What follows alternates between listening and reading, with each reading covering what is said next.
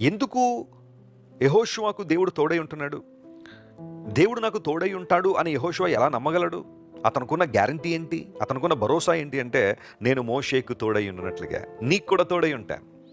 దేవుడు ఒక ఎగ్జాంపుల్ని యెహోషువ ముందు ఉంచాడు. నేను మోషేకు తోడై ఉన్నట్టుగా నీకు తోడై ఉంటాను. దేవుని బిడ్డలారా, దేవుడు తన కార్యములను ఎంత గొప్పగా జరిగిస్తారో చూడండి. మోషేకి దేవుడు ఎలా తోడైనాడో యెహోషువకు తెలుసు కాబట్టే అతని కళ్ళ ముందు జరిగిన సంఘటనలు దేవుడు మరలా తీసుకొచ్చి, మోషేకి నేను ఎలా తోడై ఉన్నానో నీకు కూడా అలా తోడై ఉంటాను, భయపడొద్దు, నేను నీతో ఉన్నాను కాబట్టి నిబ్రము కలిగి ధైర్యంగా ఉండు, జడిసిపోవద్దు, శత్రువుల మీద జయమిస్తానని దేవుడు వాగ్దానం చేసి యెహోషువను అత్యంత బలంగా వాడుకున్నాడు. ప్రియ దేవుని బిడ్డ, ఈరోజు అనేక సమస్యలను సవాలు చేస్తున్నాయా? అనారోగ్య సమస్యలు నిన్ను సవాలు చేస్తున్నాయా? అప్పుల బాధలు, రుణభారం నిన్ను సవాలు చేస్తుందా? అవిశ్వాసులైన వారు, లోక సంబంధమైన వ్యక్తులు నిన్ను సవాలు చేస్తున్నారా?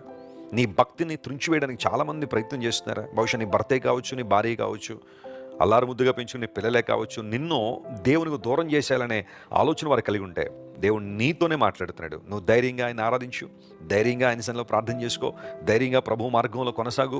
మోషేకు తోడై ఉన్న దేవుడు, దావీదుకు తోడై ఉన్న దేవుడు, దానియేలుకు తోడై ఉన్న దేవుడు, అనేక మందికి తోడై ఉన్న దేవుడు నీకు నాకు కూడా తోడై ఉండి ఆయన తన మహిమ కొరకు, తన రాజ్య విస్తరణ కోసం మనం వాడుకుంటారు. ఎంత గొప్ప దేవుడిని మనం ఆరాధన చేస్తున్నాం.